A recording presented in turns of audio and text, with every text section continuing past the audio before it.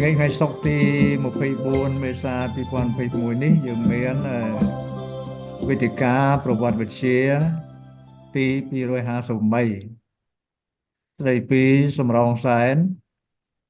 ការតាំងទីលំនៅដំបូងបំផុត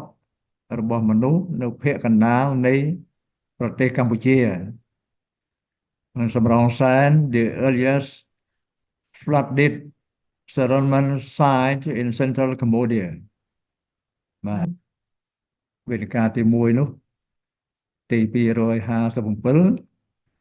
គឺមានប្រធានបទស្ដីពីស្ថានីយ៍បុរេប្រវត្តិសាស្ត្រនៅកម្ពុជាក្នុងយុគថ្មចាស់ផ្ដោតលើលទ្ធផលកំណាយនៅស្ថានីយ៍ឡើងស្ពានវាគ្មិនដោយសាស្ត្រាចារ្យបណ្ឌិតហេងសុផាឌីសូមអនុញ្ញាតជម្រាបរំលឹកជូនពីចំណុចឡើងវិញចំណុចទី1គឺនៅក្នុងដំណើរចាស់គឺមានរយៈពេលជាង3ឆ្នាំពីឆ្នាំ2003មកនេះ2023ហ្នឹងគឺយើងមានវេទិកាចំនួន256ហើយចាប់ផ្ដើមពីថ្ងៃពុធទី11មករាឆ្នាំ2023បាទហើយក្នុងដំណាក់កាលទី2នេះគឺក្នុងដំណាក់កាលថ្មីនេះយើងចាប់ផ្ដើមពីថ្ងៃអង្គារទី21មេសាកន្លងទៅថ្មីហ្នឹងដោយយើងរៀបចំវេទិកាវត្តជាឲ្យមានលក្ខណៈជាប្រព័ន្ធតាមលំដាប់នៃកាលសម័យពីបុរេប្រវត្តិសាស្ត្រមកដល់ទសវត្សរ៍ឆ្នាំ1970បាទសូមរំលឹកជូនប៉ុណ្ណឹងហើយរំលឹក3ចំណុចសំខាន់ទៀតគឺទី1ក្នុងវេទិកាដំណាក់កាលថ្មីនេះគឺវាគ្មិនភាគច្រើនជាបញ្ញវន្តចំនួនថ្មីហើយជាអ្នកបន្តវេនពីចំនួនចាស់ពីលោកគ្រូនៅទី1នៅទី2វេទិកាថ្មីនឹងបំពេញបន្ថែមលើវេទិកាចាស់ហើយយើងគិតថានឹងឈានទៅរៀបចំជាឯកសារគោលនៃប្រវត្តិសាស្ត្រជាតិខ្មែរដែលអាចជាបង្អែកសំខាន់សម្រាប់បង្កើនការយល់ដឹងដ៏រឹងមាំអំពីអតីតកាលនៃប្រជាជាតិរបស់យើងដោយផ្អែកលើឯកសារច្បាស់លាស់និងអ្នកជំនាញតាមសម័យនីមួយៗចំណុចទី3គឺការប្រមូលផ្ដុំចំណេះដឹងគោលអំពីអតីតកាលនៃប្រទេសកម្ពុជាតាមលក្ខណៈសត្យានុម័តនិងរឹងមាំខាងវិទ្យាសាស្ត្រនេះអាចនាំទៅរកឯកភាពក្នុងទស្សនៈប្រវត្តិសាស្ត្រជាតិខ្មែរយើងបាទនឹងជំរាបជូនដោយរំលឹកឡើងវិញព្រោះតែយើងជាចាប់ផ្ដើមវេទិកានៅទី2ដូច្នេះល្ងាចនេះគឺដែលចាប់ពីម៉ោងនេះទៅយើងមានវេទិកាប្រវត្តិសាស្ត្រទី258ស្ដីពីសំរងសែនការតាំងទីលំនៅដំបូងបំផុតរបស់មនុស្សនៅភាគកណ្ដាលនៃប្រទេសកម្ពុជាហើយខ្ញុំកំពុងតែជូនជាចំណុចសំខាន់មួយចំនួនជាការចាប់ផ្ដើមវេទិកាហើយបន្តមកគឺលោកសាស្ត្រាចារ្យបណ្ឌិតលីវណ្ណាដែលជាបុរាណវិទូខ្មែររបស់យើងហើយចំពោះអ្នកសម្របសម្រួលវិញគឺយើងមានសាស្ត្រាចារ្យបណ្ឌិតភ្លឺចន្ទធូននិងបណ្ឌិតសុនពិសិដ្ឋជាបឋមខ្ញុំសូមគោរពបណ្ឌិតសភាចារ្យសូនសំណាងសូមគោរពសាស្ត្រាចារ្យបណ្ឌិតលីវណ្ណាបុរាណវិទូខ្មែរដែលជាវាគ្មិននៅក្នុងកម្មវិធីរបស់យើងនៅពេលនេះបាទសូមគោរពបណ្ឌិតធុយធួនសូមគោរពសាស្ត្រាចារ្យនិងនិស្សិតនៃវិទ្យាស្ថានអ៊ីនធឺណិតនិងសមាជិកសមាគមអ្នកប្រវត្តិសាស្ត្រកម្ពុជាដែលបានអញ្ជើញចូលរួមនៅក្នុងកម្មវិធីវេទិកាសាធារណៈដែលជាវេទិកាប្រវត្តិវិទ្យាទី258នៅពេលនេះបាទខ្ញុំសូមជម្រាបជូនថាវេទិការបស់យើងកំពុងផ្សាយបន្តផ្ទាល់នៅតាម Facebook លោកគ្រូសំផងដែរបាទដូច្នេះសូមស្វាគមន៍អ្នកដែលអញ្ជើញចូលរួមនៅក្នុងកម្មវិធីផ្សាយផ្ទាល់នៅក្នុង Facebook លោកគ្រូសំនិង Facebook ជាស្ថានអ៊ីនធឺណិតដូច បដិសភាចាសូនតំណាងនិងសាស្ត្រាចារ្យបណ្ឌិតធុយចន្ទធួនជម្រាបជូនហើយថាវេទិកានេះគឺជាវេទិកាទី2នៅក្នុងដំណាក់កាលថ្មីហើយកាលពីសប្តាហ៍មុនកាលពីដើមសប្តាហ៍នេះសូមអធិស្ឋានដើមសប្តាហ៍នេះយើងបានរៀបចំវេទិកា257តាក់ទងនឹងបរិបទសាស្ត្រនៃប្រទេសកម្ពុជាដែលមានវាគ្មិនកិត្តិយសគឺ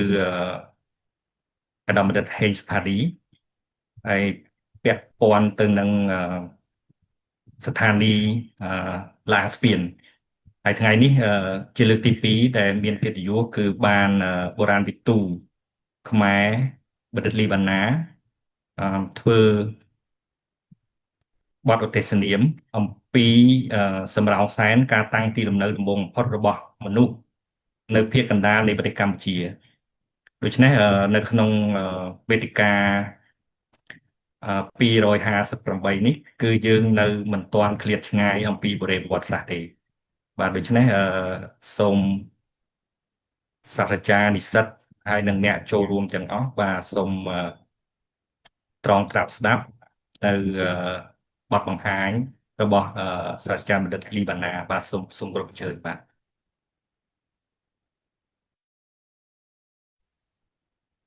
បាទជាបឋមខ្ញុំសូមគោរពលោកគ្រូបណ្ឌិតសភាចារសូនសំណាងខ្ញុំហៅលោកគ្រូចុះដោយសារខាងជួបលោកគ្រូយូរហើយជួបលើកនេះដូចជាមានវ័យរៀងចាស់ដែរប៉ុន្តែអ្វីដែលសម្បើកវងកញ្ចក់តិចចូលចិត្តលោកគ្រូគឺរឿងថាពេលដែលលោកគ្រូមានប្រសាសន៍ស្អីបញ្យល់កូនសិស្សក្តីទីសាធារណៈក្តីនិយាយតែ2នាក់ក្តីគឺថាអ្វីដែលចង់រៀនតាមនោះរៀនតាមមិនកើតគឺលោកគ្រូញញឹមរហូតនិយាយម៉ាត់ណាអីមកក៏ញញឹមរហូតពេញចិត្តនៅ expression de visage របស់លោកគ្រូហ្នឹងបាទជាបឋមហើយនេះក៏សូមអរគុណដែរហើយដែលបានអនុញ្ញាតឲ្យខ្ញុំបានចូលរួមហើយនឹងអរគុណដល់លោកបណ្ឌិតសនវិសិទ្ធលោកបណ្ឌិតធុយចន្ទធួនហើយនឹងលោកស្រីបណ្ឌិតខ្ញុំអត់ចាំឈ្មោះទេសូមអធិស្ឋានហើយនឹងអស់លោកដែលបានចូលរួមស្ដាប់បទបង្ហាញរបស់ខ្ញុំថ្ងៃនេះជាលើកទី1ហើយមែនទែនទៅនៅស្រុកខ្មែរដែលបានទទួលឱកាសធ្វើបឋកថាថាសេមីណាចុះនិយាយពីប្រធានបទមួយនិយាយពីសម្រងសែនហ្នឹងមែនទែនទៅសម្រងសែនបើសិនយើងដរាបណាតើតែយើងទៅអានឯកសារពាក់ព័ន្ធជាមួយនឹងបុរាណវិទ្យាបុរេប្រវត្តិសាស្ត្រនៃតំបន់អាស៊ីអាគ្នេយ៍ទើបយើងឃើញមានឈ្មោះសម្រងសែនម្ដងម្កាលបាទដោយឡែកមានការបោះពុម្ពមួយចំនួនរបស់ជនបរទេសហ្នឹងពេលខ្លះគាត់និយាយបុរេប្រវត្តិសាស្ត្រប្រទេសកម្ពុជាគាត់បែរជាយករូបភាពព័ត៌មានមួយចំនួនពីប្រទេសថៃហ្នឹងយកមកដាក់នឹងគួរឲ្យសោកស្ដាយដែរសភៅហ្នឹងខ្ញុំចាំចំណងជើងហើយក៏ដឹងឈ្មោះអ្នកនិពន្ធហ្នឹងទៀតបាទជាភាសាបរទេសនោះណាអញ្ចឹងទេមែនទែនទៅគឺធានបទសម្រងសែននេះកាលណាតែយើងចាប់ផ្ដើមនិយាយអំពីបុរេប្រវត្តិសាស្ត្រនៅអាស៊ីអាគ្នេយ៍គឺគេតែងតែយកឈ្មោះសម្រងសែនហ្នឹងយកមកធ្វើជាស្ថានីយ៍បុរាណស្ថានីយ៍បុរេប្រវត្តិសាស្ត្រដំបូងគេបង្អស់ដែលទទួលបានការស្រាវជ្រាវជាលក្ខណៈកាលពីសម័យនោះគេហៅថាជាលក្ខណៈធ្វើកំណាយហ្នឹងដំបូងគេបង្អស់នៅអាស៊ីអាគ្នេយ៍បាទខ្ញុំសូមអនុញ្ញាតជម្រាបបន្តិចដែរពីរឿងណែប្រវត្តិនៃការស្រាវជ្រាវនៅស្ថានីយ៍សម្រងសែនបាទដោយមិនចង់ចំណាយពេលច្រើនពីពណ៌នាអំពីរឿងដែលមិនសំខាន់មួយចំនួនខ្ញុំសូមអនុញ្ញាតចូលផ្ទាល់ទៅជាត្រួសគឺថាយើងដឹងហើយថាភូមិសម្រងសែននោះគឺស្ថិតនៅតាមដងស្ទឹងជីនិតបើសិនយើងធ្វើដំណើរសប្តាហ៍យើងអាចធ្វើដំណើរមកពីខាងផ្លូវជាតិលេខ6ពីខាងកំពង់ធំនឹងមកយើងអាចជិះឡានបាននៅរដូវប្រាំងដោយឡែកនៅរដូវវស្សាយើងតែងតែធ្វើដំណើរចុះពីកំពង់ឆ្នាំងបាទចុះនៅកំពង់ដហ្នឹងទៅជិះកណូតទៅ2ម៉ោងកន្លះអីទៅបានទៅដល់សម្រងសែននៅតាមដងស្ទឹងជីនិតបាទហើយទៅ មែនទែនទៅសម្រងសែននោះគឺថា មិនមែនមានតែសម្រងសែនមួយទេនៅខាងតំបន់ដែលមានស្ថានីយ៍យើងហៅថាស្ថានីយ៍ទួលលៀសសម្រងសែនហ្នឹងនៅជាប់នឹងហ្នឹងក៏មានខ្ញុំសូមអនុញ្ញាត share slide និយាយទៅក៏ភ្លេចបើក slide ទៅអឺ share slide ភ្ជាប់អីយ៉ានេះច្រឡំនិយាយចោលទៅបាទឃើញអីទៅអញ្ចឹងណាឃើញបាទ បាទឃើញហើយបាទសុំshare full screen full screen បាទជប់សិនខ្ញុំដូចជា នៅខាងក្រោមបាទនេះបាន full screen នេះ នៅលោកដិតនៅអត់តាន់ឃើញហ្មងលោកដិតតាន់ពេញទេលោកដិត បាទឃើញ អរគុណ ពេញហើយបាទ អញ្ចឹងសូមទោសដែរអធិស្ឋានដែរនិយាយទៅបានបើក slide អញ្ចឹងទេថ្ងៃនេះយើងនិយាយអំពីការតាំងទីរបស់មនុស្សដំបូងបំផុតនៅភាគកណ្ដាលនៃប្រទេសកម្ពុជាហ្នឹងដោយយកស្ថានីយ៍សំរោងសែនយើងហៅថាស្ថានីយ៍ចោតដោយសារពាក្យស្ថានីយ៍ពាក្យបុរាណដ្ឋានឯហ្នឹងវាជន់គ្នាច្រើនប៉ុន្តែក្នុងនៃបរិបទសាស្ត្រគេភាគច្រើនប្រើស្ថានីយ៍បរិវត្តសាស្ត្របាទអញ្ចឹងទេយើងហៅថាស្ថានីយ៍បរិវត្តសាស្ត្រសំរងសែនបាទអញ្ចឹងទេជាទីតាំងភូមិសាស្ត្រខ្ញុំបានទើបតែបានជម្រាបបំបញ្ញមិញគឺថាបើផ្សិនយើងមើលផែនទីនេះយើងនឹងឃើញថាចំណុចក្រហមគឺជាស្ថានីយ៍ស្ថានីយ៍បរិវត្តសាស្ត្រសម័យអ្នកវគ្គសិលាគឺថាសម័យថ្មរំលីងឬក៏សម័យសំរិទ្ធបាទខ្ញុំសូមបើកវងកញ្ចក់បន្តិចនៅស្រុកយើងហេតុម៉េចបានជាយើងនិយាយថាមានសម័យអ្នកវគ្គសិលាហើយសម័យថ្មរំលីងហើយសម័យសម្រិទ្ធទៀតបាទអាស៊ីអាគ្នេយ៍នេះមានលក្ខណៈសម្គាល់បរិវត្តសាស្ត្រមួយដែលខុសពីនៅខាងអឺរ៉ុបបាទខុសពីនៅខាងអឺរ៉ុបខុសពីខាងបរិវត្តសាស្ត្រនៅខាងអាស៊ីកណ្ដាលហើយនិងអាស៊ីខាងកើតបាទខុសរបៀបម៉េចគឺថាយើងពិបាកបែងចែកឲ្យដាច់បើនៅអឺរ៉ុបគេមានសម័យថ្មបំបែកសម័យថ្មរំលីងសម័យសម្រិទ្ធសម័យដែក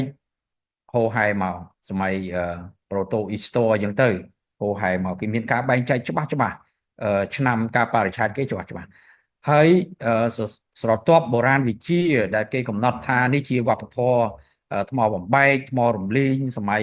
វប្បធម៌សម្រិទ្ធអីលក្ខណៈហ្នឹងគឺក៏គេឃើញច្បាស់អំពីដំណើរវិវត្តនៃវប្បធម៌នីមួយដែរដោយឡែកនៅអាស៊ីអាគ្នេយ៍ខុសពីតំបន់ទាំងនោះបាទនៅអាស៊ីអាគ្នេយ៍នេះគេដោយសារតែភាពមិនមែនថាភាពមិនច្បាស់លាស់ទេដោយសារតែភាពជន់គ្នារវាងស្រទាប់បុរាណវិទ្យាហ្នឹងនៅសម័យថ្មរំលីងហ្នឹងជាមួយនឹងសម័យសម្រិទ្ធហ្នឹងវាជន់គ្នាពេលខ្លះយើងរកឃើញការបន្តប្រើប្រពៃណីបន្តប្រើថ្មរំលីងហ្នឹងចូលទៅក្នុងភាគខាងដើមនៃ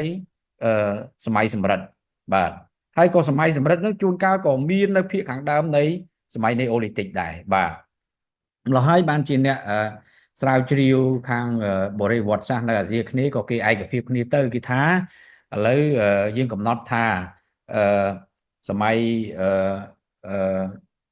ថ្មបំបែកហ្នឹងគឺយើងបែងចែកទៅតាមលក្ខណៈសម្គាល់ពិសេសនៃបច្ចេកទេសផលិតថ្មឧទាហរណ៍ជា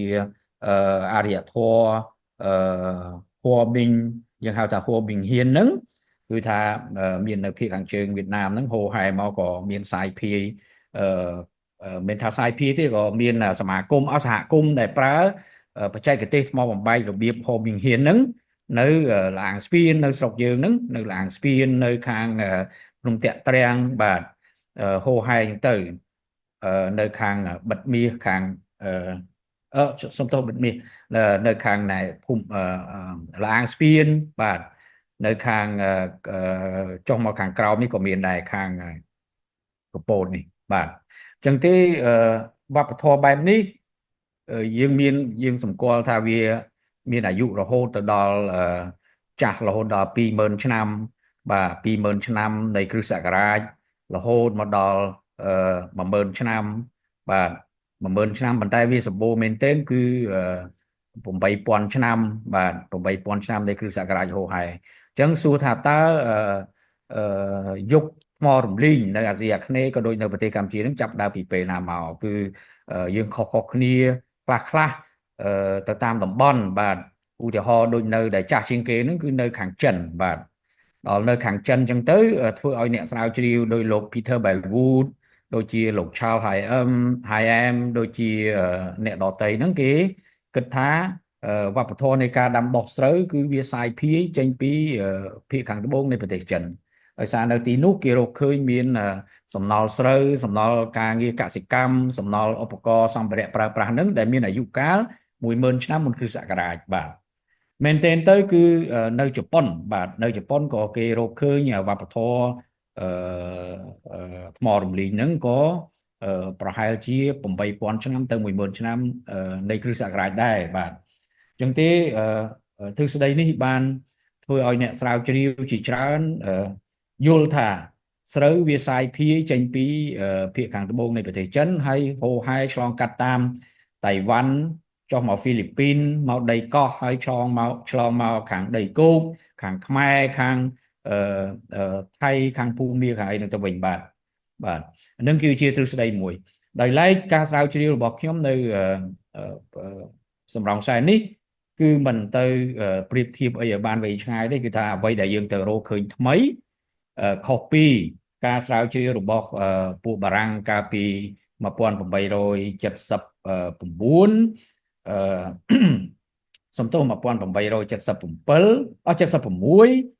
បន្ទាប់មកទៀតមានកំណាយជាក់លាក់1904របស់លោក1901របស់លោក Henri Mansui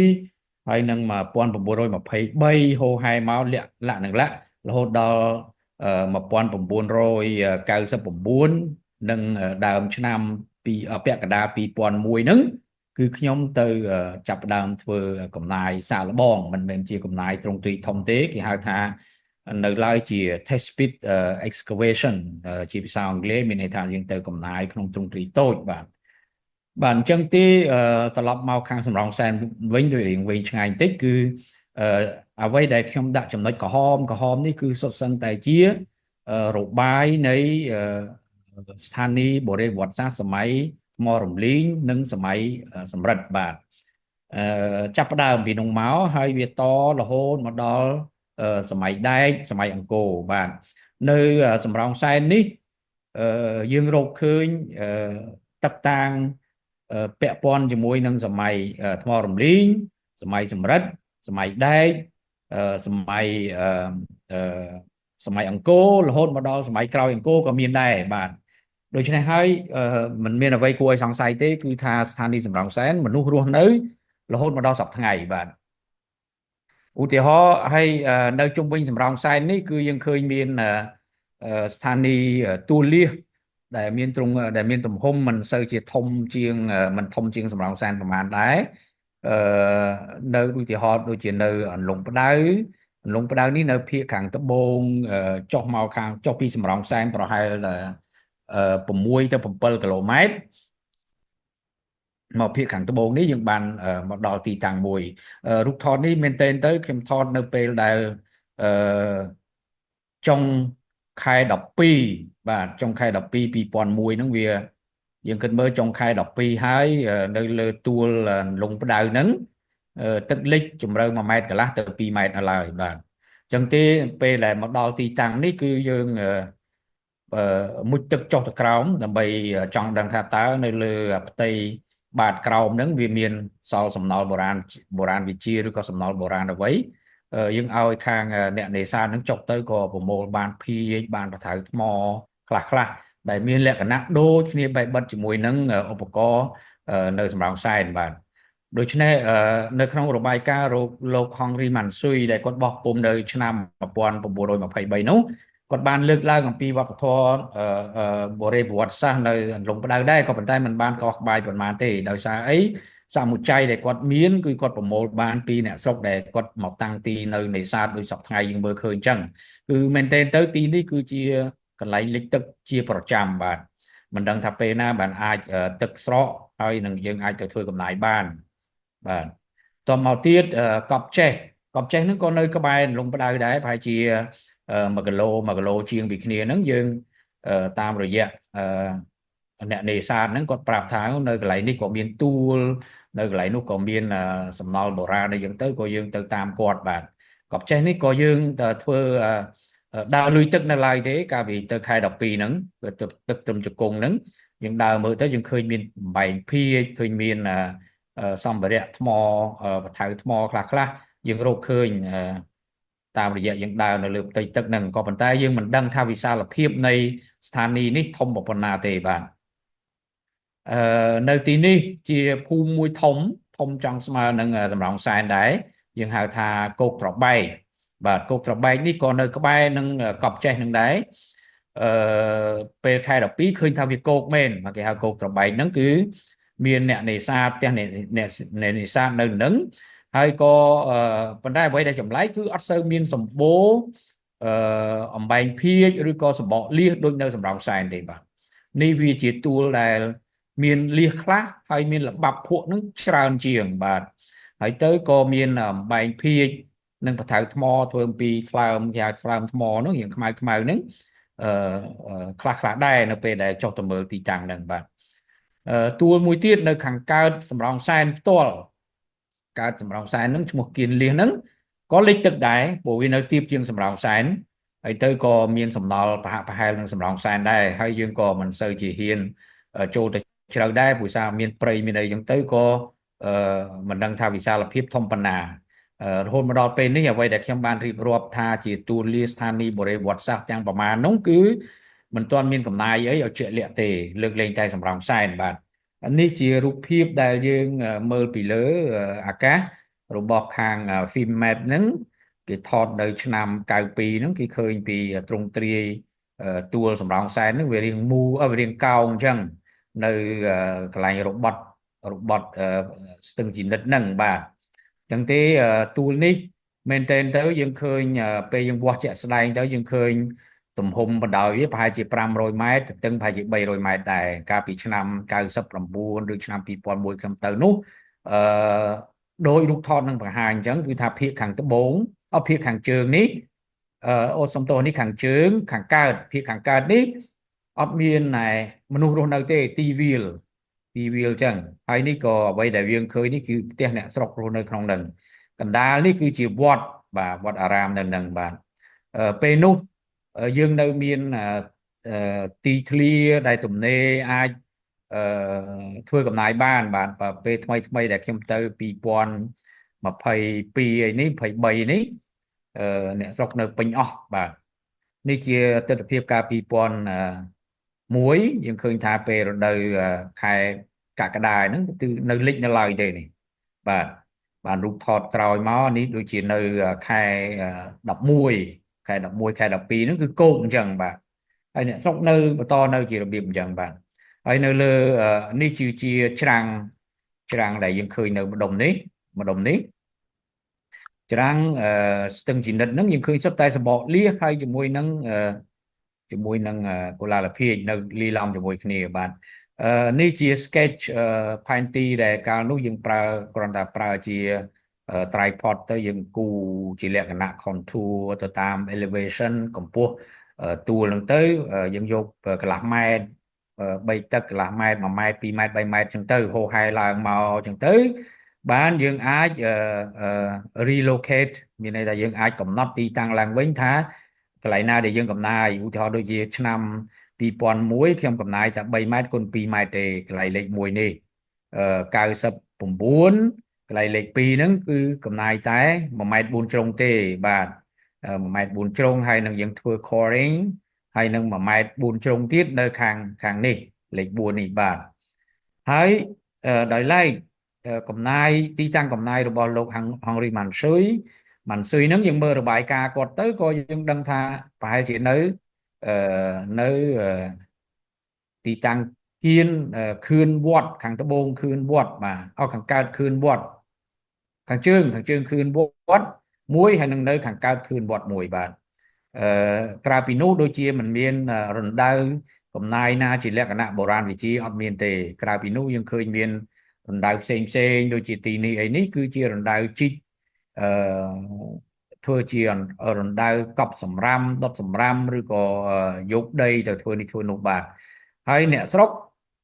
កន្លែងទីតាំងលេខ7នេះគឺជាទីតាំងដែលឆ្លាស់នេះកន្លែងម្ដុំនេះគឺគេកប់សពបាទកប់សពអ្នកស្រុកដែលគាត់ស្លាប់នៅទីនោះហ្នឹងគាត់អ្នកខ្លះក៏យកទៅប្រគៀបជាមួយនឹងប្រគៀបឈើទៅយកទៅធ្ពក់នឹងប្រគៀបឈើទៅហើយអ្នកខ្លះក៏យកទៅកប់នៅកន្លែងហ្នឹងតែម្ដងទៅបាទនេះជាទីតាំងដែលយើងមើលឃើញអញ្ចឹងអ្វីដែលជាលទ្ធផលដែលខ្ញុំបានយកមកបង្ហាញនៅកន្លែងនេះគឺវាចេញអំពីការដែលធ្វើកំណាយ1ម៉ែត្រ4ជ្រុង1ម៉ែត្រ4ជ្រុង2ទីតាំងហើយនឹង2ម៉ែត្រគុណនឹង3ម៉ែត្រ1ទីតាំងបាទអញ្ចឹងទេយើងឃើញថាកំណាយនឹងវាតូចណាស់ដើម្បីនឹងសម្រង់យកព័ត៌មានជាក់លាក់អំពីការតាំងទីរបស់មនុស្សនៅក្នុងនៅលើទួលនឹងបាទនេះគឺជារូបភាពទូទៅរូបរណ្ដៅទូទៅដែលយើងធ្វើកំណាយនឹងបាទនៅក្នុងតាមជម្រៅប្រហែល2ម៉ែត្រកន្លះខ្ញុំគូនៅកន្លែងនេះជម្រៅវា2ម៉ែត្រកន្លះយើងឃើញថាឃើញស្អីខ្លះបាទកាលនោះយើងនៅតែបន្តជីកចុះទៅក្រោមបាទនេះជារណ្ដៅដែលធំដែរនៅធំជាងគេមានន័យថា2ម៉ែត្រគុណនឹង3ម៉ែត្រកាលនោះខ្ញុំធ្វើកំណាយទៅមាននិស្សិតបុរាណវិទ្យាយើងមួយចំនួនដែលគាត់ចប់ពីការសិក្សាទៅក៏ទៅជួយខ្ញុំដោយស្ម័គ្រចិត្តបាទហើយស្ម័គ្រចិត្តក៏យើងបានកម្លាំងទៅជួយទៅខាងស្ដាំនេះគឺជាប្លង់បង្ហាញអំពីរណ្ដៅ2ម៉ែត្រគុណនឹង3ម៉ែត្រនឹងដែលយើងជីកចុះរហូតទៅដល់ជម្រៅ4ម៉ែត្រ30បាទហើយការជីកកាលនោះដោយសារតែរណ្ដៅវាតូចយើងមិនសូវបារម្ភពីរឿងការបាក់ស្រុតបាទមែនទែនទៅជម្រៅ4ទៅ5ម៉ែត្រនេះបើសិនជីករណ្ដៅធំយើងត្រូវវាយជញ្ជាំងឈើឬក៏ជញ្ជាំងក្តារដើម្បីទប់អញ្ចឹងអ្វីដែលជា mapping បង្ហាញនៅទីនេះគឺខ្ញុំមិនបាច់រៀបរាប់ទេគឺថាឧទាហរណ៍ថាលេខ3បាទលេខ3នេះគឺជាអំបែងភាគ41សង់ទីម៉ែត្រមានន័យថារកឃើញនៅជម្រៅ41សង់ទីម៉ែត្របាទហើយទៅឧទាហរណ៍ដូចជានេះគឺជា Antler ឧទាហរណ៍ថាដូចជានេះ Stone Bengal មានន័យថាកងដៃធ្វើអំពីថ្មយើងរកឃើញនៅជម្រៅ120សង់ទីម៉ែត្រ1ម៉ែត្រពីទឹកបាទនេះជា Pendant ធ្វើអំពីខ្វាតយើងរកឃើញនៅជម្រៅ1ម៉ែត្រពីទឹកអញ្ចឹងទៅយើងថាយើង mapping ហើយទៅអាលេខដែលយើងមើលឃើញនៅកន្លែងនេះខ្ញុំសូមជម្រាបបើខាងបុរាណវិទ្យាគេគាត់ទៅមើលទៅគេយល់ភ្លាមបាទលេខនេះដូចជា 7.5 YR 6/1 នេះវាជាលេខពណ៌ដីដែលយើងជីកទៅយើងមកស្ទាប់ហ្នឹងយើងប្រើតារាងបញ្ជីដីហ្នឹងដើម្បីប្រាប់ថាដីកន្លែងនោះវាមានស្ទាប់អីខ្លះមានពណ៌របៀបមិនខ្លះបាទដោយកន្លែងនេះជម្រៅ45សង់ទីម៉ែត្រយើងរកឃើញ Fish Centrum មានន័យថាឆ្អឹងកងត្រីឆ្ដោតាមខ្ញុំចាំគឺឆ្អឹងកងនេះគឺជាឆ្អឹងកងត្រីឆ្ដោដែលយើងហៅថា Chanidae ហ្នឹងខាងអំបូរ Chanidae ហ្នឹងគឺសម្បូរណាស់នៅសំរោងសែនហើយមនុស្សនៅសម័យនោះតិចទៀតនឹងឃើញរូបភាពគាត់ប្រើឆ្អឹងកងហ្នឹងឆ្អឹងកងត្រីហ្នឹងយកមកធ្វើជាក្រវិលដើម្បីញាត់ចូលទៅជាគាត់ដូចបងប្អូនជនជាតិភាគតិចដើមជនជាតិភាគតិចយើងហ្នឹងនៅខាងមណ្ឌលគិរីរតនគិរីហ្នឹងប្រើដើមអាស័យញាត់ចូលតងទៅជាបាទដោយសង្ខេបគឺនេះជាឧបករណ៍ថ្មដែលយើងរកឃើញជាទូទៅនៅសំរោងសែននេះគឺជាកូនប្រថៅថ្មដែលមានងាងនៅស្រួចហ្នឹងមកជារៀងមានមុខរៀងចោតទៅមកជារៀងមុខរៀងត្រង់ទៅបាទសម្បូរណាស់នៅសម័យថ្មរំលីងហើយដើមនៅចុងសម័យថ្មរំលីងគឺសម្បូរឧបករណ៍បែបនេះបាទនេះគឺជាឧបករណ៍មួយដែលយើងហៅថាភាសាអង់គ្លេសហៅថា flake ដែលមានមុខវាហ្នឹង retouche បារាំងគេហៅថា retouche ហ្នឹងមានន័យថា retouched cutting edges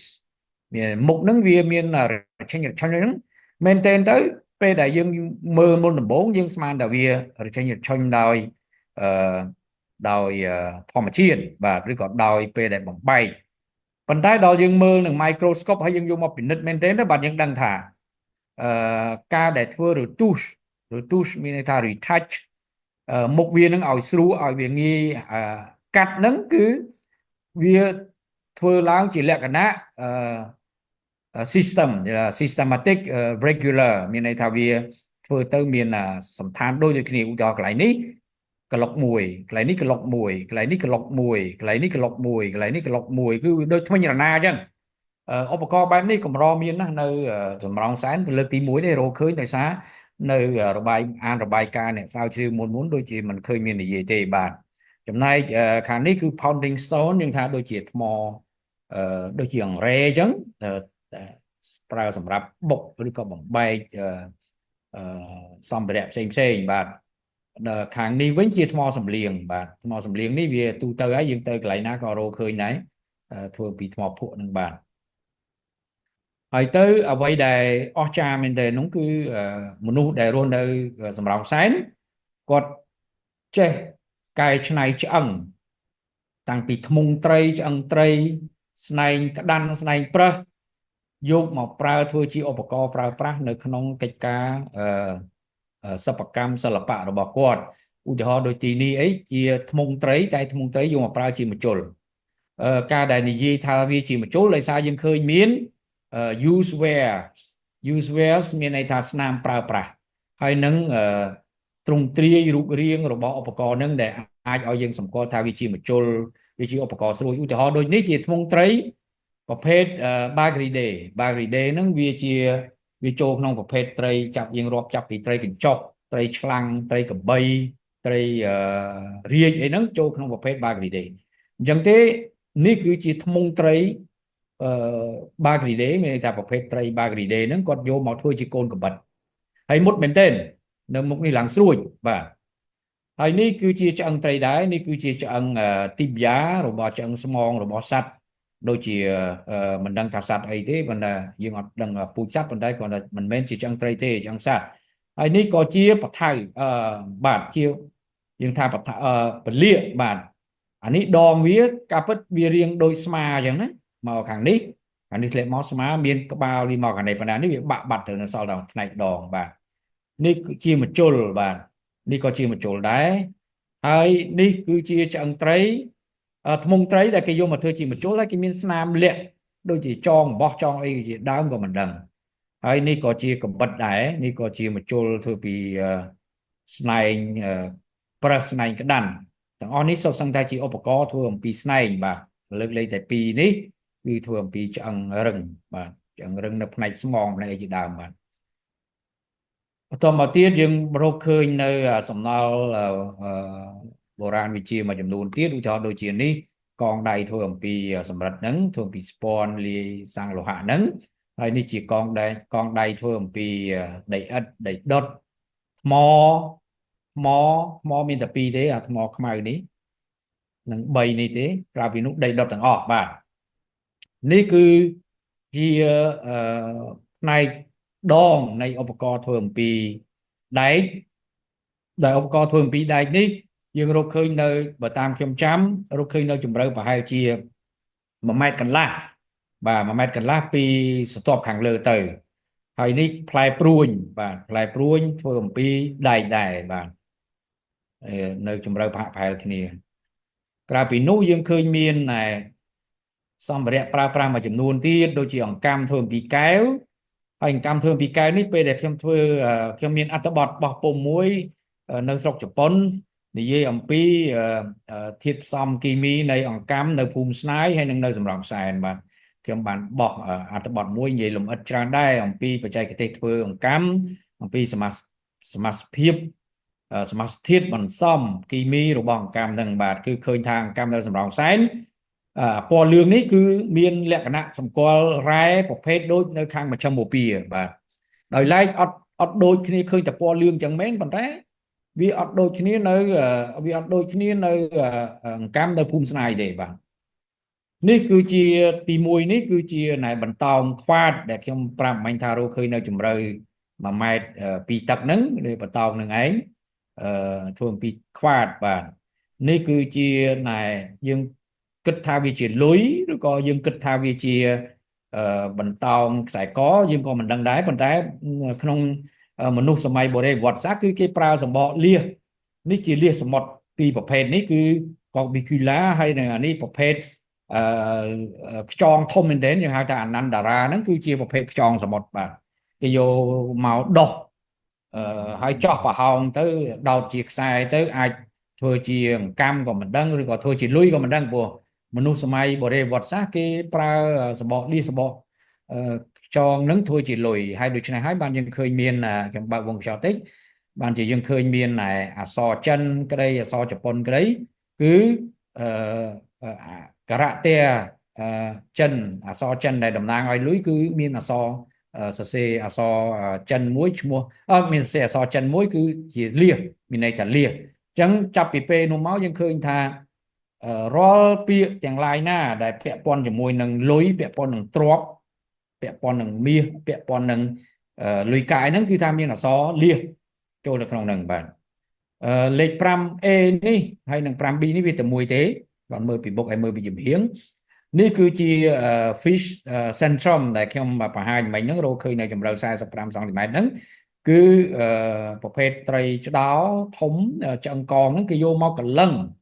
វាហើយគេយកវាមកញាត់ចូលទៅក្នុងតិចអញ្ចឹងដល់យើងឃើញមានតិចដែលជនជាតិដើមភាគតិចយើងនៅខាងមណ្ឌលគិរីហ្នឹងគឺគាត់ពាក់ឆ្នុកហ្នឹងញាត់ចូលតិចយូរទៅប្រហោងតិចក៏ធំទៅបាទអានេះក៏ជាលិះអានន្តារាដែរបាទអានេះគឺកងដៃសម្រិតតែរកឃើញនៅជម្រៅនោះបាទដោយឡែកសម្ភារៈវប្បធម៌មួយចំនួនដែលមួយទៀតដែលសំខាន់គឺកុលាលភាជនេះគឺយើងរកឃើញមានរាប់ម៉ឺនបំណែកហើយយើងយកមកធ្វើចំណាត់ថ្នាក់មកយើងចេញបានចំណាត់ថ្នាក់ចេញបានទៅជា28ប្រភេទដូចគំនុកតាងនឹងបង្ហាញហ្នឹងមាត់របស់វាយើងមិនដឹងថាព្រោះរូបរាងពេញយើងមិនមានរកឃើញតែបំណែកមាត់កេមរបស់វាហើយនឹងក្បាច់បាទក្បាច់នៅទីនេះយើងឃើញមានក្បាច់យកដីឥដ្ឋហ្នឹងមកបិទពីលើផ្ទៃភាជផងនេះឧទាហរណ៍ដូចទីទៀតខ្ញុំនឹងបង្ហាញក្បាច់ហ្នឹងខ្ញុំនឹងនិយាយនៅ slide ខាងក្រោយបាទហើយគំនុកតាងខាងស្ដាំនេះចង់ប្រាប់ថាឧទាហរណ៍ថាទម្រង់ទី1ខាងបុរាណវិទ្យាគេគ្រាន់តែឃើញគំនុកនេះគេយល់ភ្លាមថាឧទាហរណ៍ថាទម្រង់ភាជទី1នេះភាជទី1លេខ1នេះគឺវាមានតាំងពី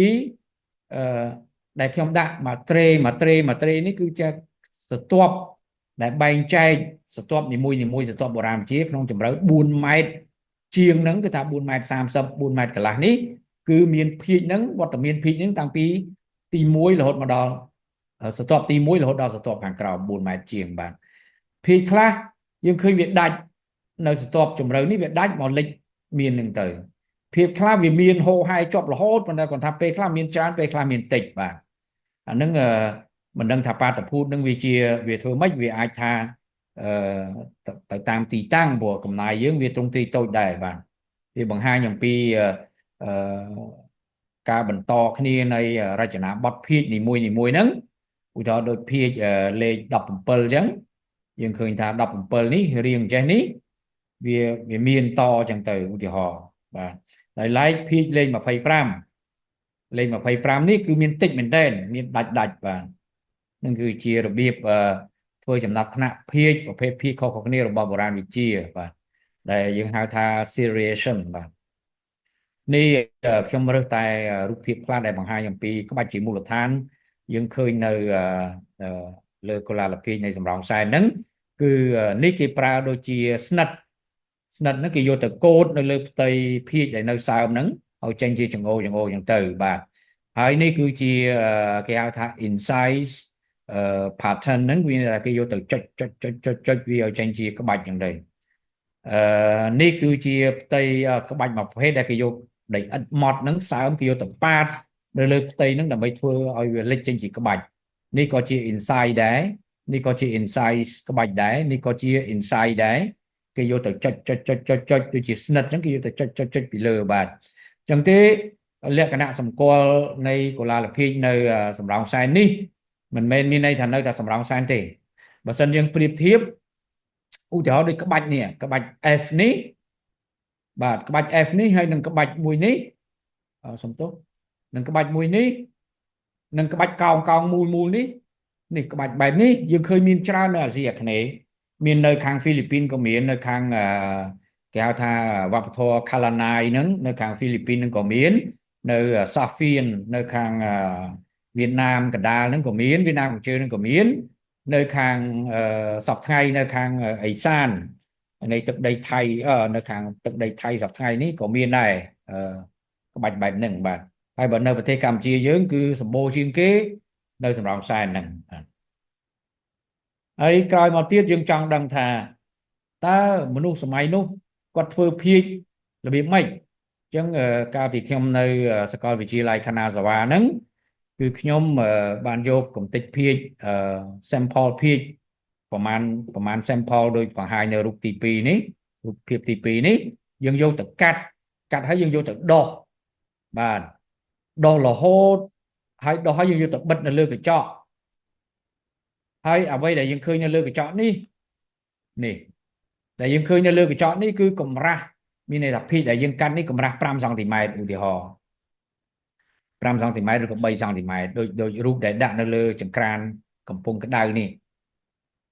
យើងដោះរហូតទៅដល់30មីក្រូន30មីក្រូនវាស្មើនឹងកម្រាស់ 0.03 មីលីម៉ែត្រមានន័យថាវា 0.03 មីលីម៉ែត្រស្ដើងមែនទែនរហូតដល់យើងអាចឆ្លោះវាមើលពីម្ខាងទៅម្ខាងដល់យើងដោះបានជាដោយរូបថតដោយរូបភាពលេខ6នេះយើងដោះវាស្ដើងបានទុកនៅសល់កម្រាស់30មីក្រូនហើយបានយើងប្រើ polarizing microscope polarizing microscope គឺជាប្រភេទមីក្រូទស្សន៍មួយដែលវាបាញ់ពន្លឺទៅលើអ្វីដែលយើងនេះទៅលើបំណែកភាគដែលយើងដោះឲ្យស្ដើងនៅសល់30មីក្រូនហ្នឹងបាញ់ទៅពេលនោះយើងចាប់ផ្ដើមបង្វិលថាសនេះទៅពេលនោះយើងនឹងបានពន្លឺវាចាំងត្រឡប់មកវិញចូលមកដោយរូបភាពដែលយើងបង្ហាញនេះបើសិនយើងអត់ប្រើ polarizing microscope យើងមិនអាចមើលឃើញរូបរាងរ៉ែនឹងទេហើយចុះមូលហេតុអីបានជាខំទៅរករ៉ែនៅក្នុងដីភាគអញ្ចឹងព្រោះយើងចង់ដឹងថាមនុស្សបុរាណយើងគាត់មនុស្សសម័យបុរេប្រវត្តិសាស្ត្រយើងដឹងថាដើម្បីធ្វើភាគគាត់មិនមែនប្រើដីអត់សុទ្ធទេគាត់ប្រើដីលាយជាមួយខ្សាច់លាយជាមួយកំទេចកំទេចរ៉ែផ្សេងដើម្បីធ្វើឲ្យដីហ្នឹងវារឹងដុតទៅវាអត់ប្រេះហើយវាជាប់បានយូរបាទអញ្ចឹងទេមូលហេតុដែលប្រើបច្ចេកទេសនេះវិធីសាស្ត្រនេះគឺដើម្បីស្វែងយល់អំពីប្រភេទរ៉ែនៅក្នុងដីប្រភេទរ៉ែដែលប្រជាជនសម័យនោះយកមកប្រើដើម្បីធ្វើដីភាគបាទនេះគឺជារូបភាពដូចខ្ញុំបង្ហាញមិញដូចគ្នាទេរូបខាងលើនេះនិងរូបអានេះយើងហៅថា polarizing picture ដល់នេះយើងហៅថា plan polarized picture នេះ plan picture មានន័យថារូបខាងលើនេះហើយនិងរូបខាងក្រោមនេះរូបតែមួយទេគ្រាន់តែយើងប្រើគេហៅថា filter ហ្នឹងខុសគ្នាវាចេញផ្សេងហើយរូបដែលកាលណាយើងប្រើ plan filter អញ្ចឹងដូចរូបខាងក្រោមនេះគឺយើងគ្រាន់តែចង់ដឹងថាតើវាមាន organic material ណាខ្លះដែលវាលាយជាមួយនឹងដីឥដ្ឋហ្នឹងឧទាហរណ៍ដូចនៅទីនេះយើងឃើញមានខ្មៅខ្មៅនេះប្រហោងទេយើងដោះទៅវាដាច់ប៉ុន្តែនេះលឿង spot លឿងនេះខ្មៅនេះគឺចំបើងឬក៏ស្មៅឬក៏សបកស្រូវបាទដែលគេយកមកលាយធ្វើជាយើងហៅថា degradation វាភាសាសូមអភ័យទោសអាដាមហើយជាប្រព័ន្ធអ៊ីនធឺណិតពិបាកបន្តិចបាទស្ដាប់ឮទេឮទេបាទឮធម្មតាខ្ញុំនៅក្នុងព្រឹកបាត់ដបងស្ដាប់ឮធម្មតាឯដាមសូមគោរពអរគុណចុះរូបភាពមើលឃើញទេបាទរូបភាពក៏មើលឃើញដែរបាទច្បាស់ល្អលោកគ្រូច្បាស់ល្អបាទអញ្ចឹងនៅទីនេះយើងឃើញថាណែមានរ៉ែអីខ្លះនេះគ្រាន់តែមួយដុំនេះយើងឃើញមានBI មានន័យថា biotai បាទ biotai ហើយQ នេះមានន័យថា quartz P នេះមានន័យថា plagioclase បាទអានេះ biotai បាទអានេះ alkali feldspar បាទអានេះ plagioclase បាទអញ្ចឹងទេចាំតិចទៀតចាំខ្ញុំបង្ហាញអត្ថបទ ហើយទៅដូចគ្នាដែររ៉ែដីដែលសម្បូរទៅដោយ feldspar នៅពេលដែលវាត្រូវកម្ដៅដុតខ្លាំងទៅអា feldspar ហ្នឹងវាទៅជា plagioclase មុនដំបូង feldspar ហ្នឹងវាអត់មានឆ្នោតទេវាអត់មានឆ្នោតទេណាប៉ុន្តែដល់យើងដុតក្នុងកម្ដៅមួយវាវិវត្តទៅវាដូរទៅជា feldspar ដែរគេហៅថា plagioclase វាចាប់ផ្ដើមចេញអញ្ចឹងតែបើវាអត់ត្រូវកម្ដៅទេវាជា feldspar ធម្មតាបាទអាហ្នឹងវាជាគោលការណ៍នៃភូមិសាស្ត្រភូមិសាស្ត្រគឺវាអញ្ចឹងរ៉ែបាទហើយអានេះជាប្រភេទរ៉ែមួយទៀតយើងហៅថា hornblende ហ្នឹងក៏ជាវាដោយនៅក្នុងប្រភេទកំទេចថ្មនៅក្នុងខ្វាតក្នុងអីហ្នឹងសម្បូរណារ៉ែ hornblende ហ្នឹងគឺវាលាយឡំគ្នាហ្នឹងមិនមែនមានន័យថាខ្ញុំសូមបញ្ជាក់តិចថាមិនមែនមានន័យថាមនុស្សសម័យសម្រោងសែនហ្នឹងនៅសម្រោងសែនហ្នឹងគាត់ចេះយករ៉ែហ្នឹងមកលាយមែនទេមានន័យថាគាត់ប្រើខ្សាច់ប្រើកំទេចថ្មហើយដែលថ្មហ្នឹងគឺវាមានទៅដោយរ៉ែអស់ហ្នឹងបាទយើងយកមកមើលនៅក្នុងហ្នឹងអញ្ចឹងត្រឡប់មកយើងពិចារណាទៅលើក្របរ៉ែនេះមួយក្របរ៉ែ plagioclase នេះមួយបាទជាទូទៅរ៉ែវាកាត់ឡើងនៅពេលណាវារាប់ពាន់ឆ្នាំរាប់ម៉ឺនឆ្នាំណាក្នុងស័កនេះស័កនោះយ៉ាងទៅរាប់ម៉ឺនឆ្នាំទៅវា weathering មានន័យថាវាពុកផុយនៅពេលវាត្រូវនឹងកម្ដៅវាត្រូវនឹងកាសធាតុត្រូវនឹងស្អីធម្មជាតិហ្នឹងទៅក៏វាពុកផុយឬក៏វាសឹកបាទវាសឹករិចរិលចឹងទៅប៉ុន្តែនៅទីនេះភាគច្រើនក្របរ៉ែទាំងអស់យើងឃើញជ្រុងបាទជ្រុងមានន័យថាវាទទួលនៅកម្លាំងមេកានិកណាមួយដោយថាមនុស្សអាចយកថ្មហ្នឹងមកបំបែកបុកវាឲ្យចេញទៅជាម្សៅហើយវាយកមកលាយជាមួយដីឥដ្ឋដើម្បីធ្វើភាជន៍ម្ល៉េះហើយបានយើងឃើញក្របរ៉ែហ្នឹងដុំហ្នឹងវាទៅជា angle មានន័យថាវាមានជ្រុងជាជ្រុងចឹងទៅបាទអញ្ចឹងមានន័យថាមនុស្សមិនមែនតែយកថ្មហ្នឹងមកដល់លាយតែម្ដងទេគឺគាត់យកមកបុកឲ្យវាខ្ទេចហើយយកចេញជាម្សៅហ្នឹងដើម្បីលាយអញ្ចឹងយើងនៅទីនេះយើងឃើញមានរ៉ែមួយប្រភេទហ្នឹងរ៉ែដែលយើងឃើញនៅលើរូបថតហ្នឹងមាន quad alkali feldspar plagioclase feldspar amphibole នោះhornblende ហ្នឹងមិញ muscovite biotite chloride ដែកហើយនឹង organic material ផ្សេងដែលភាគច្រើនជាសម្បកស្រូវបាទជាកាមជាអីហ្នឹងបាទនៅក្នុង sample 32នេះយើងធ្វើទៅបានយើងអាចបែងចែកថាអូអញ្ចឹងប្រភេទដីឥដ្ឋដែលមនុស្សយកមកប្រើធ្វើភាជន៍នៅសំរោងសែនវាមានដីឥដ្ឋដែលមានលាយកំទេចថ្មហើយជាមួយស្រូវដីឥដ្ឋដែលមិនមានកំទេចថ្មតែលាយស្រូវសុទ្ធបាទសម្បកស្រូវសុទ្ធបាទហើយនឹងដីឥដ្ឋដែលមានកំទេចថ្មតែគ្មានកាមបាទនេះប្រើថ្មសុទ្ធបាទអញ្ចឹងទេយើងអាចបែងចែកបានដឹងថាអូអញ្ចឹងមនុស្សនៅនោះគេមានការជ្រើសរើសដីហ្នឹងយកមកធ្វើភាជន៍អីផ្សេងលក្ខណៈបាទខាងក្នុងនេះខាងក្រោមខ្ញុំនិយាយដូចបាញ់មិញហ្នឹងគឺថាដោយសារតែយើងឃើញ crack could be result from thermostatic shock during baking មានន័យថាយើងឃើញមានក្របរ៉ែខ្លះវាមានស្នាមបែកនឹងវាអាចមកពីពេលដុតទៅវាក្តៅទៅវាប្រេះវាអីចឹងលក្ខហ្នឹងដោយសារតែគាត់ដុតភាជន៍ហ្នឹងបាទហើយដដែលទេអានេះគឺជា conclusion ចុងក្រោយហើយក៏យើងចង់ដឹងដែរការដែលយើងដឹងថាគាត់ប្រើដីឥដ្ឋដែលមានលាយប្រភេទកំទេចថ្មអីផ្សេងមានរ៉ែច្រើនបែបនេះវាអាចជាព័ត៌មានល្អដែរសម្រាប់ថ្ងៃក្រោយទៅបើសិនយើងចង់ទៅស្រាវជ្រាវដឹងពីថាប្រភពដីឥដ្ឋហ្នឹងគាត់យកពីណាមកហើយយើងអាចដឹងបានបាទហ្នឹងវាវែងឆ្ងាយតទៅទៀតបាទហើយការស្រាវជ្រាវបែបនេះវាទាមទារឲ្យយើងធ្វើគេហៅថា petrographic comparative study អ្វីដែលសិក្សាមិញថាយើងយកភាគមកចិតជាស្ដើងហ្នឹងគេហៅថា petrography បាទអញ្ចឹងយើងចប់ខាងចូលដល់វត្ថុបុរាណចប់ឥឡូវយើងមកមើលខាង ecofacts មានន័យថាសម្បកខ្យងចៅក្រមអានេះខ្ញុំគាត់និយាយទ្រុឲ្យលឿន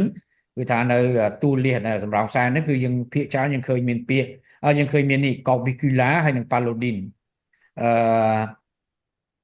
Paludina ហ្នឹងគឺពួកខ្ចៅបាទហើយអានេះមានមួយបាទអានេះក្រុមចំពោះទាមិនសូវជាច្រើនតែច្រើនណាប្រភេទ Paludina នេះខ្ចៅជាមួយនឹងCorbicula លាសហ្នឹង ចំណែកអាក្រុមគេហៅ Apple Snail នេះ Apple Snail នេះមិនសូវមានអាក្រុមធំនេះក៏មិនសូវមានដែរបាទប៉ុន្តែទាំងអស់នេះគឺចេញពីស្រទាប់ខុសៗគ្នានៅស្រទាប់ដែលជម្រៅ4 ម៉ែត្រជាងទៅសម្បូរអានេះសម្បូរអាកោប Bicula នេះអាលៀសដែលយើងញ៉ាំនេះហើយនឹងអានេះសម្បូរអានេះច្រើនមែនទែនហើយលៀសនេះមែនទែនទៅយើងមិនទាន់មានការសិក្សាមួយដើម្បីស្វែងយល់អំពីការរីកធំធាត់របស់វាទេដើម្បីយើងអាចកំណត់បានថាតើបរិស្ថានអាកាសធាតុបំរែបំរួលបរិស្ថានសម័យនោះវាប្រែប្រួលក្នុងស្ថានភាពបែបណាទៅតាមដំណើរលូតលាស់នៃរង្វង់សរសៃលៀសរបស់សបកលៀសនេះបាទដោយឡែកនៅខាងនេះយើងឃើញមានកញ្ចក់ជ្រូកអានេះកញ្ចក់គោបូវីតបាទអានេះប្រហែលជាឲ្យដល់មកលោកស្គាល់ដែរចន្ទធួនដែរស្គាល់អានេះដែរសកាកពើណាអានេះសកាកពើហើយអីបានជាមានសកាកពើនៅក្នុងលីឡំជាមួយនឹងភៀកលីឡំជាមួយនឹងឆ្អឹងមនុស្សអីយើងដឹងហើយថានៅខាងសម័យបរិវត្តសាស្ត្រហ្នឹងជាពិសេសនៅសម័យដែកហ្នឹងគឺយើងរកឃើញគេខ្ចប់សពពីនៅខាងស្នាយហ្នឹងគេមានរបាយការណ៍និយាយថាគេខ្ចប់សពនៅខាងថៃគេរកឃើញនៅននអ្នកតានៅបានឈៀងហ្នឹងគេរកឃើញគេខ្ចប់សពជាមួយនឹងស្បែកក្រពើមនុស្សស្លាប់ទៅគេវះក្រពើយកស្បែកមករុំសពយកទៅកប់អញ្ចឹងគេឃើញមានសកាក្រពើហ្នឹងនៅសល់បាទបន្តមកទៀតសំណល់ឆ្អឹងត្រីនៅសំរោងសែនអ្វីដែលចម្លែកបំផុតគឺឃើញធ្មង់ត្រីនេះមិនមានធ្មង់ត្រីណាដែលមិនមានបែកបាក់ទេមានន័យថាមនុស្សប្រហែលជាអាចចាប់ត្រីបានគាត់យកដុំថ្មហ្នឹងវាយអាធ្មង់ហ្នឹងបំបាក់វាទៅកុំឲ្យវាមុតណាបាទហ្នឹងរកឃើញធ្មង់ត្រីទាំងអស់គឺអញ្ចឹងដោយឡែកខាងនេះយើងមើលទៅយើងមិនដែរស្គាល់ដែរបើឲ្យដល់មកលោកគ្រូឲ្យភាសាត្រីឆ្កោកត្រីក្រុមត្រីប្រភេទត្រីគេហៅថាcarp fish គឺយើងឃើញនៅអាគុលកវានេះគឺមានធ្មេញអានេះគេហៅថា pharyngeal bone មានធ្មេញនៅគុលកវាបាទហើយអាធ្មេញនេះយើងអាចដឹងពីប្រភេទត្រីដឹងពីអាយុកាលដឹងពីជំងឺរបស់វាបាននៅនេះនៅសម្រោងសែនយើងរកឃើញច្រើនជាងគេប្រភេទត្រីព្រួលបាទត្រីព្រួលត្រីឆ្កោក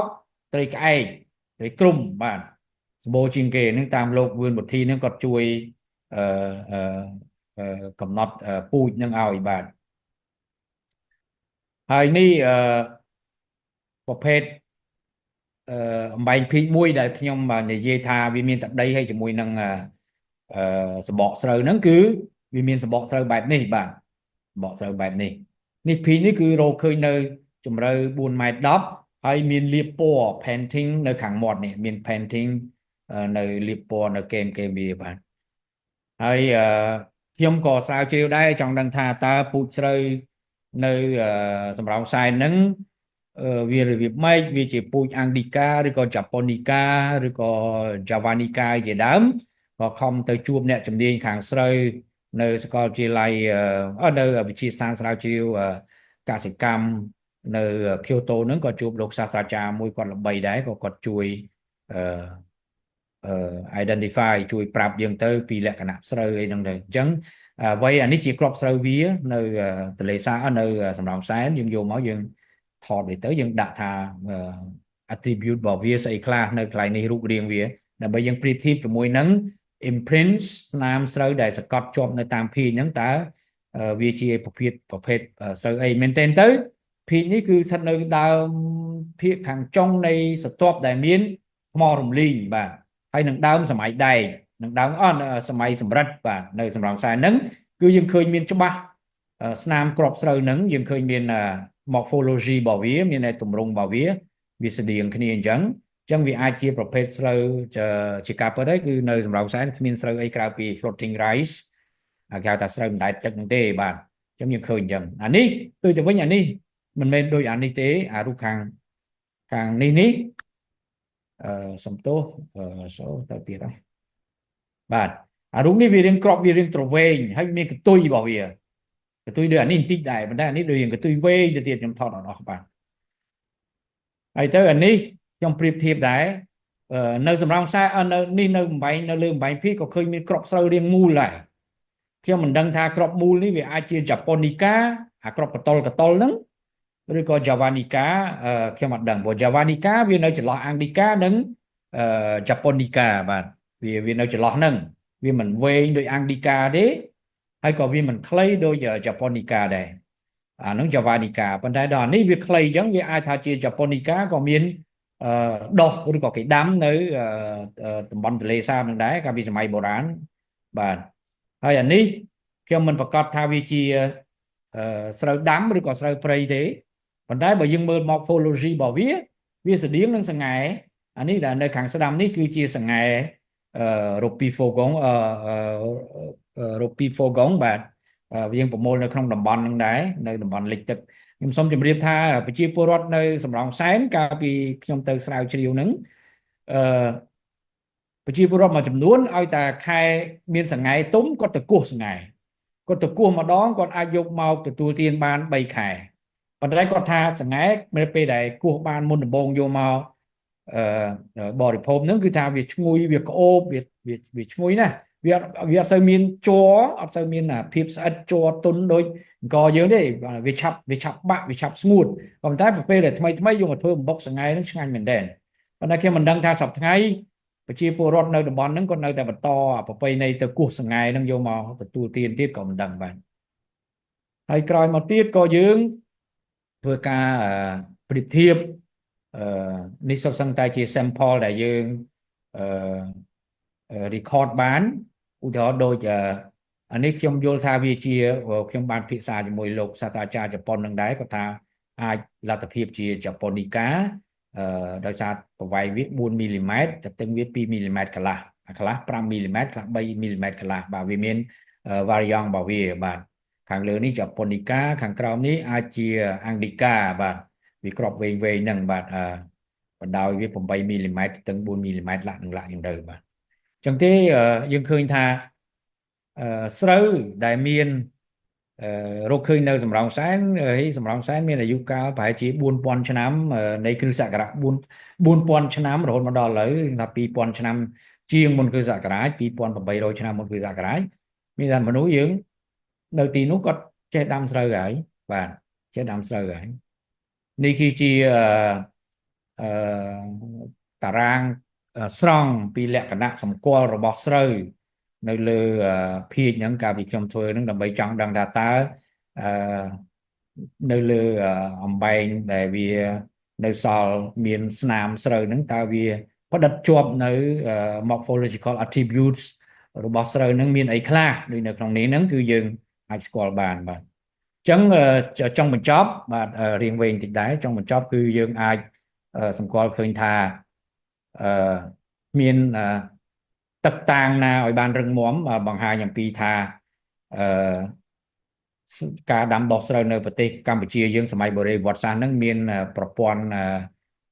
ទប់ទឹកគេហៅ irrigation system ហ្នឹងដូចជាមិនទាន់មានទឹកតាំងណារឹងមាំបង្ហាញទេបាទប្រហែលមនុស្សរស់នៅរំពឹងទៅលើស្រូវគាត់ដាំដុះស្រូវតែគាត់ជាលក្ខណៈព្រោះបាចអីចឹងទៅលើទីតាំងដែលមានល្បាប់ភក់អាចស្រូវដុះបានទៅតាមរដូវកាលហ្នឹងទៅបាទស្រូវដែលសល់យើងរកឃើញដែលសំណល់ស្រូវនៅសម័យបុរេប្រវត្តិសាស្ត្រភាគច្រើនយើងរកឃើញជាក្របស្រូវក៏មានដែរតែតិចតួចបំផុតប៉ុន្តែអ្វីដែលច្រើនបំផុតគឺជាស្នាមក្របស្រូវដែល carbonate rice husk ឬក៏ rice grain មានន័យថាក្របស្រូវដែលវាឆេះទៅជាកបោនទៅជាខ្ជូងនៅពេលដែលយើងដុតហ្នឹងទៅជាខ្ជូងហ្នឹងវានៅជាប់ស្នាមខ្លះដែលអាចឲ្យអ្នកស្រាវជ្រាវយកមកស្វែងយល់អំពីរូបរាងរបស់ស្រូវបានបាទអញ្ចឹងទេនៅសំរោងសែនយើងឃើញមាន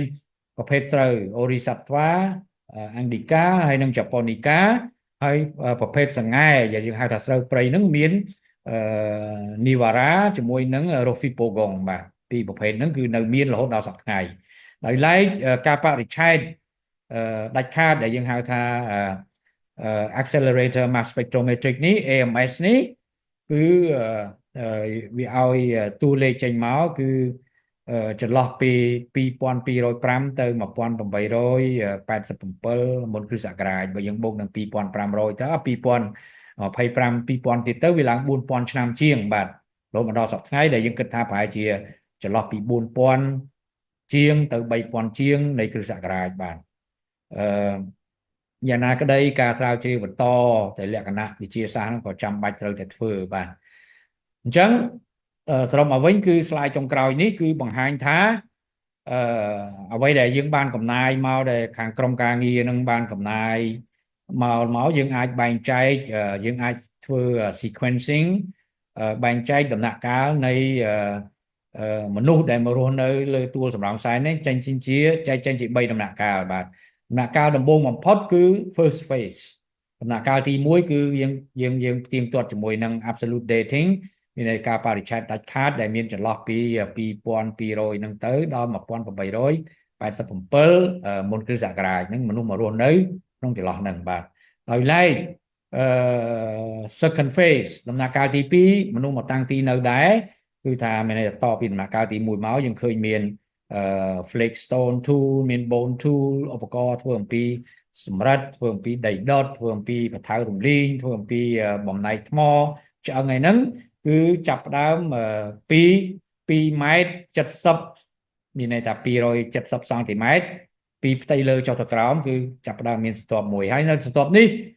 ពេលដែលធ្វើកំណាយយើងក៏បានយកជូងយកទៅធ្វើការបរិច្ឆេទ AMS ដូចគ្នាដែរប៉ុន្តែអកុសលវា